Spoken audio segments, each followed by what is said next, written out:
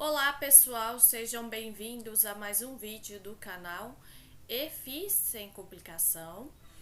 Hoje nós vamos falar um pouquinho sobre recursos nutricionais ergogênicos e suplementação alimentar, especificamente aí sobre os agentes nutricionais. E se você gostar desse vídeo, deixe o seu like, ative o sininho de notificação e, se possível, compartilhe e deixe seus comentários com as dúvidas e sugestões que surgirem. Existem muitos agentes nutricionais que eles foram propostos por possuir efeitos ergogênicos específicos, tá? Eu trago aqui nessa aula alguns deles para a gente ter um conhecimento aí. Primeiro eu vou falar dos agentes, né, baseados em aminoácidos, que os aminoácidos específicos ou grupo de aminoácidos eles têm sido propostos como possuidores de propriedades ergogênicas especiais. O beta-hidroxibetametilbutirato, ele é um metabólito aí da leucina e ele foi cogitado como um potencial agente para aumento da força e da massa magra por auxiliar e promover uma ação anticatabólica. Atua aí diminuindo então a degradação proteica que ocorre durante o treinamento de força. Porém, faltam estudos científicos que comprovam aí de maneira inequívoca, né, a eficácia desse suplemento com essa ação ergogênica, a não ser em algumas situações especiais, né, em que o indivíduo ele tem uma baixa aí desse aminoácido. Para a população em geral, incluindo atletas, não existe recomendação para o seu uso, então não deve se usar. O L-triptofano, que também é um aminoácido essencial, ele foi proposto por aumentar o desempenho de endurance aeróbica, por seus efeitos sobre o sistema nervoso central, atuando aí como analgésico e retardando a fadiga. Ele é um precursor da serotonina, que é um potente neurotransmissor do sistema nervoso central. E apesar aí de um estudo inicial com esse L-triptofano ter indicado aí aumento de desempenho de endurance, os estudos subsequentes foram incapazes de confirmar esses resultados, não mostrando aí nenhuma melhora no desempenho. Os aminoácidos de cadeia ramificada, BCAA, né, composto aí de leucina, isoleucina e valina, eles foram postulados para serem utilizados junto com L-triptofano para retardar a fadiga, sobretudo através aí do mecanismo do sistema nervoso central.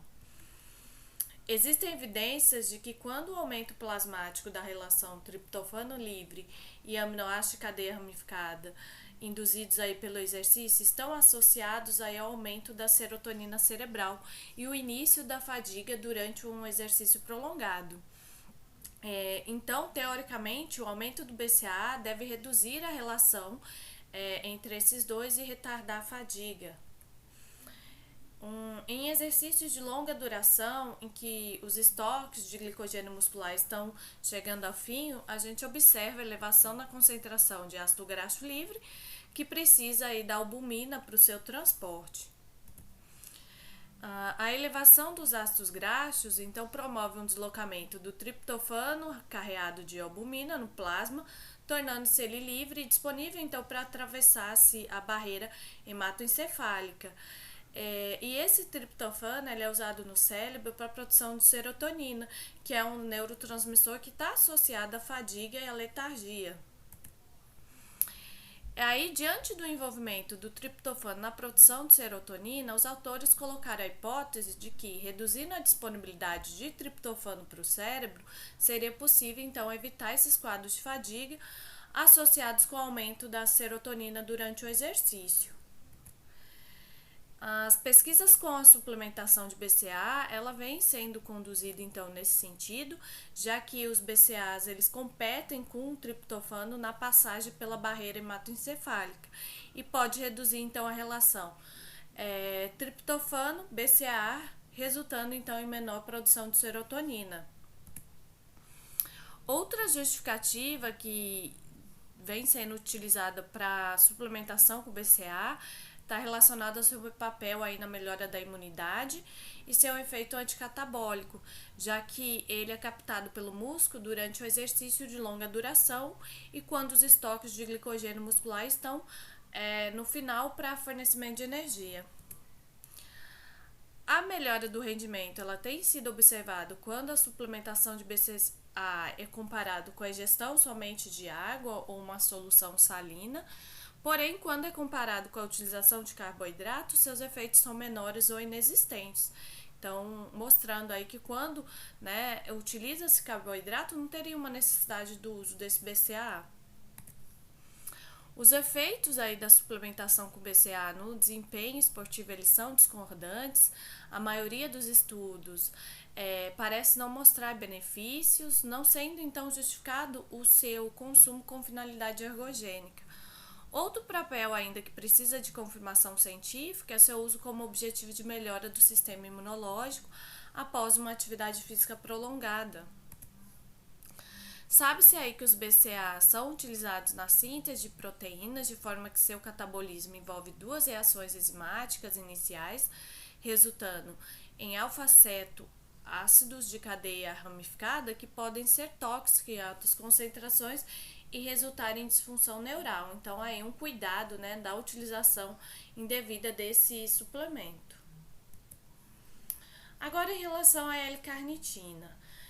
Os ácidos graxos de cadeia longa são a principal fonte de energia do organismo e a quebra deles fornece energia em repouso e durante o exercício.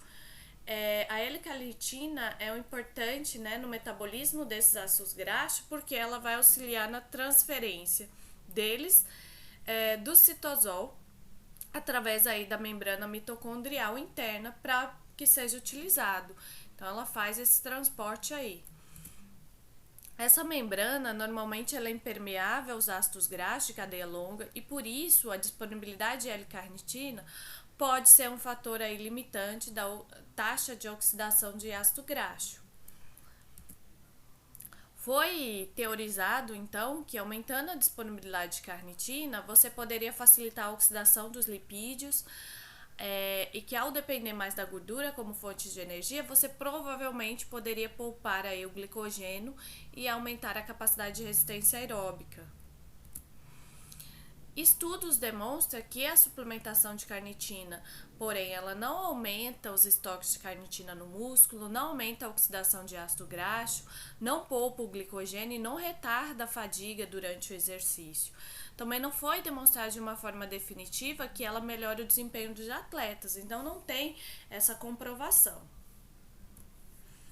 Agora, em relação aos triglicerídeos de cadeia média, eles são moléculas apolares formadas por ácidos graxos de cadeia média, que tem entre 6 e 12 carbonos, e estão ligados ao glicerol.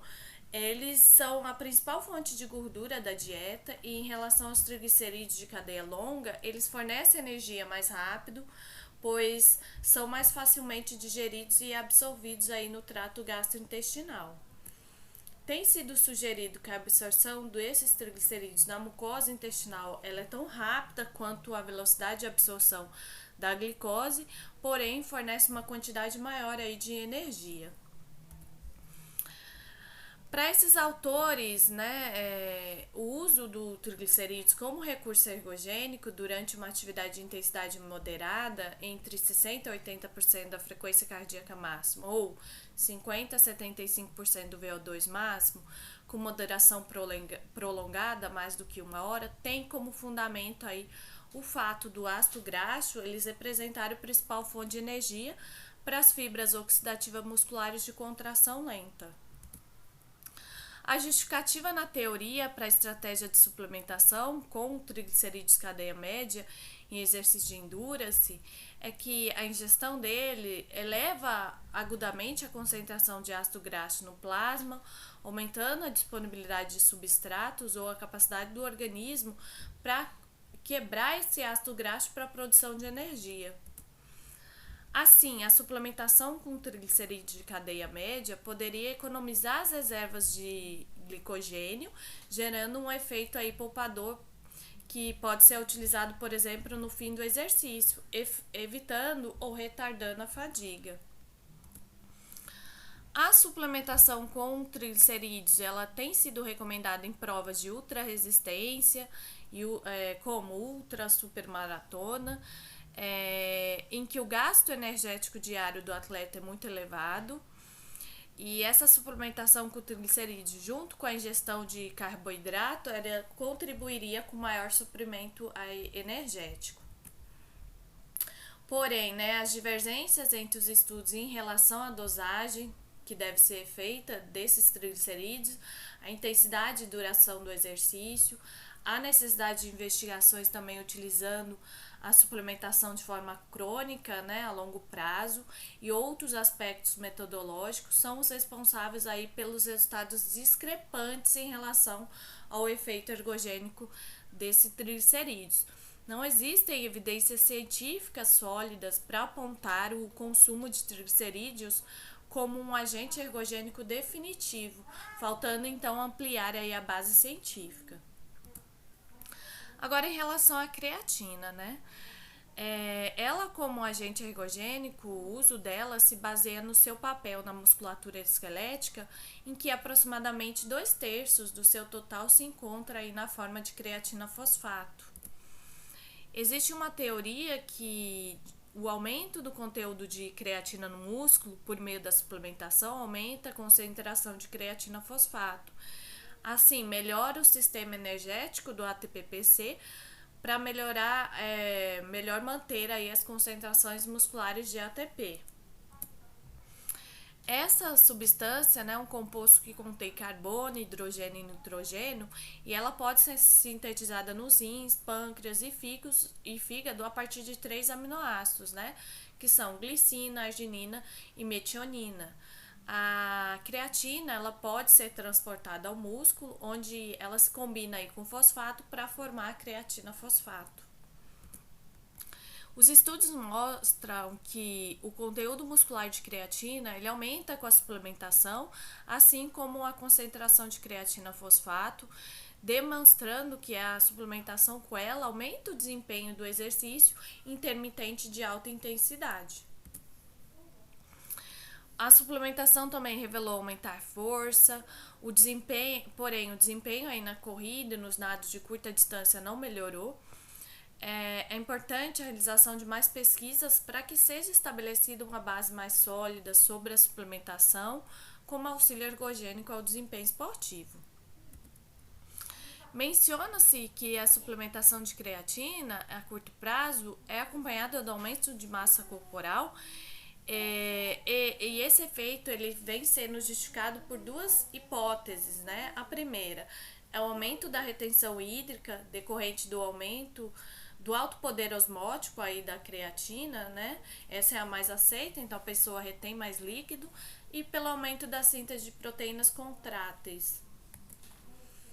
Em relação à hidratação e creatina, a suplementação de creatina ela teria sido constantemente evidenciada no aumento de água corporal total e principalmente da água no meio intracelular, então seria benéfico em exercício prolongado no calor, Existem também ainda dúvidas se essa adaptação provocaria uma melhor resposta termogênica. E então é preciso mais estudos para comprovar que os efeitos de ganho de água atuam aprimorando a resposta termogênica e dessa forma influencia de forma positiva durante o exercício, diminuindo o impacto da perda hídrica durante a sua execução.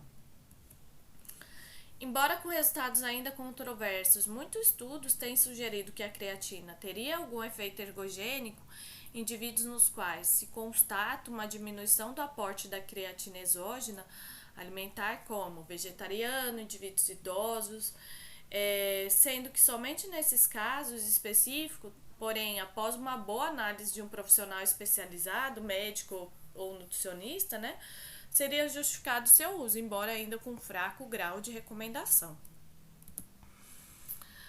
Em relação à suplementação antioxidante e exercício, O aumento aí do consumo de oxigênio durante o exercício, ele está associado com maior produção de espécies reativas de oxigênio, eu já falei isso em aulas anteriores.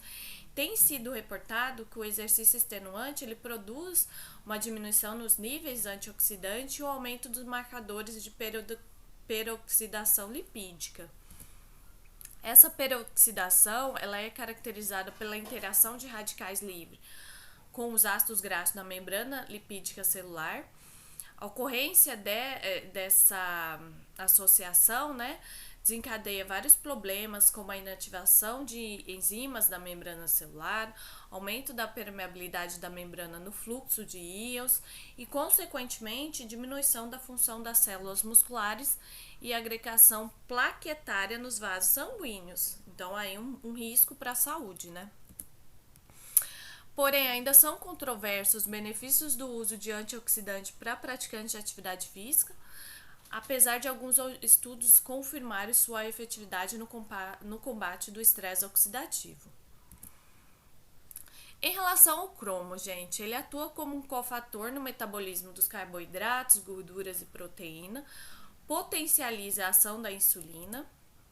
Sabe-se que muitos adultos eles apresentam deficiência da ingestão de cromo e que o exercício aumenta a sua perda, e por causa aí da sua baixa absorção pelo trato gastrointestinal, os fabricantes eles ligam ele ao picolinato para aumentar a sua absorção e a sua biodisponibilidade. Então, a suplementação com picolinato de cromos supostamente aumenta a síntese de glicogênio, aumenta a tolerância à glicose e o perfil lipídico e aumenta a incorporação de aminoácidos nos músculos. Foi proposto que o seu principal benefício é o aumento da massa isenta de gordura e a diminuição da massa gorda. Porém, estudos mais recentes eles não observaram alteração aí na massa isenta de gordura ou da massa gorda. É importante cautela, né, relacionada à suplementação com cromo, porque em altas dosagens pode ser tóxica e, além disso, o cromo ele compete com o ferro. Então, aí uma cautela é sempre importante. Aqui foram as referências utilizadas para essa aula, né? Foi uma aula mais com informações gerais. Quem tiver mais interesse, né, recomendo a leitura dessas referências. E procurar também sempre um nutricionista, né, para ver mais aprofundado sobre isso. Eu gostaria de agradecer a participação de todos vocês nessa videoaula. Muito obrigado, vejo vocês na próxima.